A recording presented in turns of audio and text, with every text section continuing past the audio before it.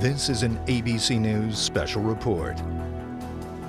And we're looking at video now from inside that theater. It appears to be chaotic. You can hear some of that background noise. You can kind of see people scurrying out of the theater. We don't know exactly when this was taken in relation to what happened in theaters 8 and 9 there at the Century 16 movie theater, but you can get a visual sense now of the chaos that was happening inside that theater moments after this lone gunman opened fire shortly after 12:30 a.m. there in Colorado, Central Time, excuse me, just after again, about 12:30 Central Time. And then apparently before he did that, also opened some kind of canister. Early reports it could have been a tear gas that served as a distraction or a smoke screen before he then opened fire. And we do have some new information. When the gunman was captured, he had a rifle, handgun, and gas mask, and he told authorities there are explosives in my residence. We have now learned that the suspect's apartment complex, which is in North Aurora, is on lockdown for a search, and they're searching for explosives at this point. So potentially 2 crime scenes right now simultaneously. And search warrants have been executed. You can imagine police are going to be very anxious to get inside that apartment. They're going to be anxious to speak to neighbors, to friends, to find out exactly who this man was. His apartment is there in the town of Aurora, but certainly a lot of questions have to be answered. And those early interviews now in these first hours of this tragedy are going to be critical in figuring out who this guy was, what could possibly have motivated him to do that. According to Pierre Thomas, our justice correspondent, there is not, I repeat, not a link to any radical terrorist groups right now. They're going to investigate whether there's perhaps a link to some domestic groups. And this does fulfill a fear that I know we have all had as Americans, that we've reported on extensively here at ABC News, and that is the growing proliferation of lone wolf terrorists in this country. And we could be looking at another example of that. But again, lots of questions. You can imagine what, besides those alleged explosives, what was in that apartment, and then what did his neighbors, friends, classmates, whoever possibly know. A massive effort, 250 local officers from across Metro, as Clayton Sandell, who's going to join us again. Clayton, 100 FBI agents. Anything else additionally that you're learning right now, Clayton? No, just to take you through the timeline, this happened just after 12:30. The movie here, Batman, had just gotten underway. 12:30 Central Time. On local radio, talked about that there was a scene in the movie where there was a lot of shooting, a lot of explosions, and apparently that is when all of this started to happen. A gunman appeared at the front of one of the theaters. He threw some type of canister, which started releasing some kind of gas. Witnesses reported hearing a hissing sound, and then he opened fire. And at least 50 people were hit. 14 of them, we have now confirmed, were killed. The gunman was found just outside one of the theaters by police officers who apparently were able to respond rather quickly. He was found in possession of a gas mask, a rifle, and a handgun. And officers tell us that when he was taken into custody, he told them that he had some type of explosive device or devices, we're not sure exactly what, at his residence, an apartment building in North Aurora here in Colorado. Which is now on lockdown. Federal and local law enforcement are now en route there to evacuate the apartment building and try and figure out what they have at that scene.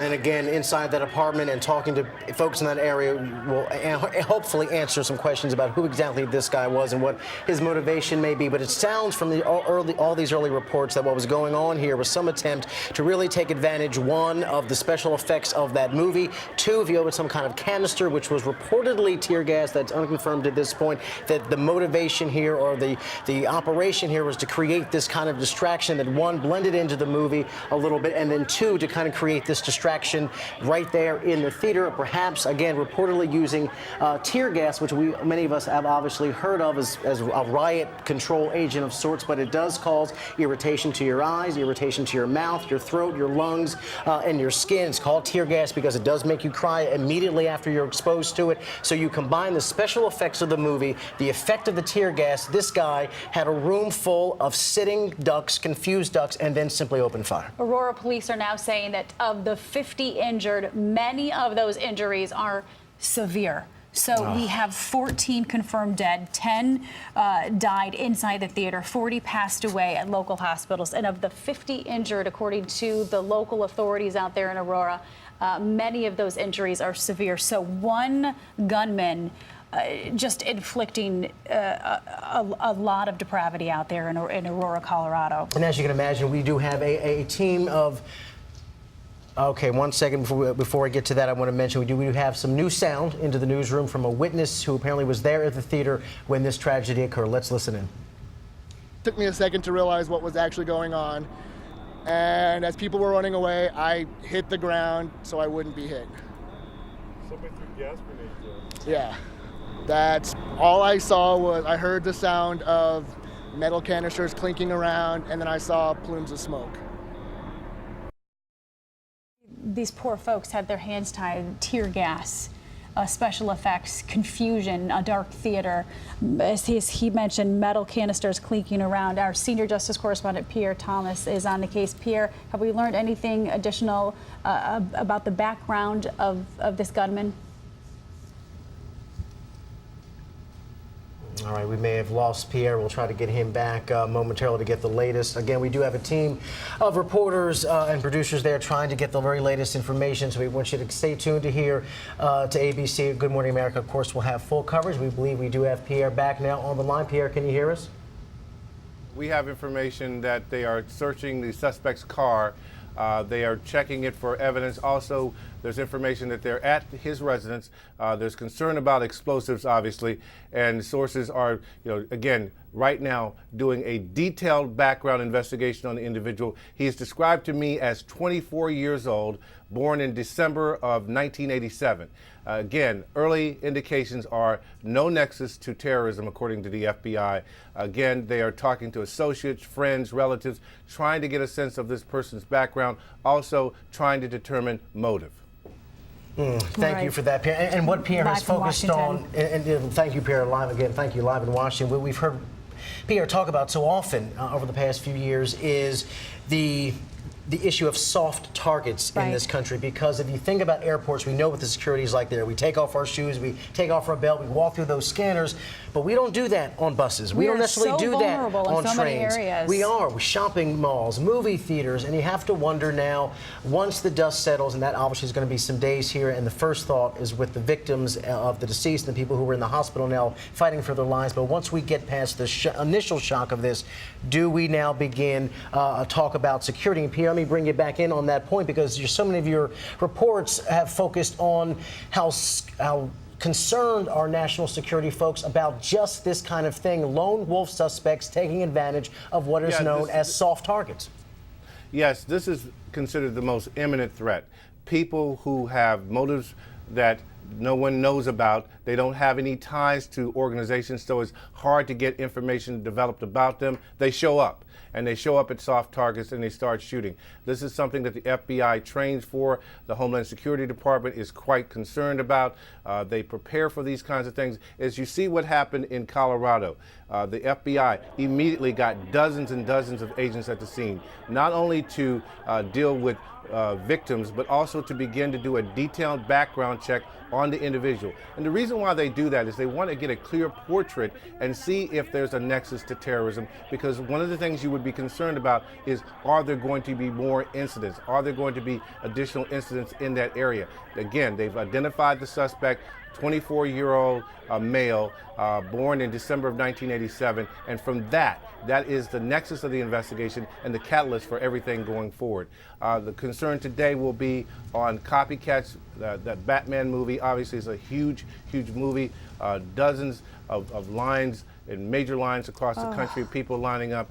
Again, it's the worst case scenario for a situation like this, but right now it's looking like a lone wolf situation, but again, very early. And Pierre, hang on just for a second. I know Paula has some new details just into us. Children's Hospital in Aurora, and we've mentioned that there are several hospitals treating people, but Children's Hospital in Aurora has 6 victims. The youngest victim is 6 years old. And that we talked about a minute ago, because of the Batman and Summer family break. night at the movies, summer break, the kids are out of school. You can imagine several hundred people in that theater. Many had to be parents and young kids who were going just for a night at the movies, and it turned into this. So confirmation already that one of the victims here was just 6 years old. Just 6 years old, and witnesses within the theater say this gunman was just random, and it just seemed like he was just randomly picking his targets. Sitting ducks they were. And Pierre, let me bring you back in just for a second. Talk a little bit more about the soft targets here, because do you think something like this will prompt a discussion about security at malls, at bus stations, at movie theaters, which, as you saw, this gunman tonight had a room full, as we said many times, of sitting ducks. Do you think this will prompt some national conversation on should we and ought we be doing more? Well, there has already been a national conversation since 9/11, quite frankly. They've known that malls have been targets. Most major departments, police departments across the country have a plan for this kind of scenario that you saw enacted in Colorado this morning. The situation now that people will probably have to look at in these scenarios is, do you need police presence at major premieres of movies where you're going to have, again, packed theaters, where you're going to have long lines outside of the theater? That will be a topic of discussion, and I can tell you that law enforcement officials around the country today will be looking at that possibility going forward. Can you give us your perspective on the law enforcement in terms of their reaction time? Already 350 on the ground, 100 FBI officials, 250 police officers from across the metro Denver area. Seemed like very swift response, Pierre. Right. This plan has been in place. Most major departments have plans in place for situations like this. Obviously, you need a large cadre of federal agents and local agents, one, to secure the scene, two, to begin interviewing witnesses, and thirdly, to do the detailed background check on the suspect. That is key, because from that, it tells you how to respond going forward. And that's why you're having the FBI able to say, in general terms, very early in the investigation, that this looks like a lone wolf situation, that there does not at this moment, and again I emphasize at this moment, appear to be a nexus to international terrorism or domestic terrorism. Again, that's how they're able to make those early determinations. And again, I don't want to make you over-speculate, Pierre, but I do want to ask this question. You have so much experience seeing these kind of incidents. What, again, it's early and everything right now is tentative and somewhat speculative, but what drives someone potentially to do something like this if we can rule out terrorism or links to terrorism as a cause, at least in this early stage? Well, unfortunately, we've had a lot of experience with these kinds of cases. Since 2005 or so, we've had the Virginia Tech shooting, dozens killed. These things happen on a regular basis in the United States, multiple shootings like this. Unfortunately, it's individuals who are sometimes unstable, sometimes they have political motivations, but often, as we saw in the Tucson shooting, it's a deranged individual with no real, clear, sane reason for the activity. Pierre, I want to ask you real quick about the gun laws in Colorado. Is it true that in Colorado gun laws, they don't require the registration of any particular type of firearm? I don't mean to put you on the spot, but do you know anything about the gun laws and the restrictions there in Colorado?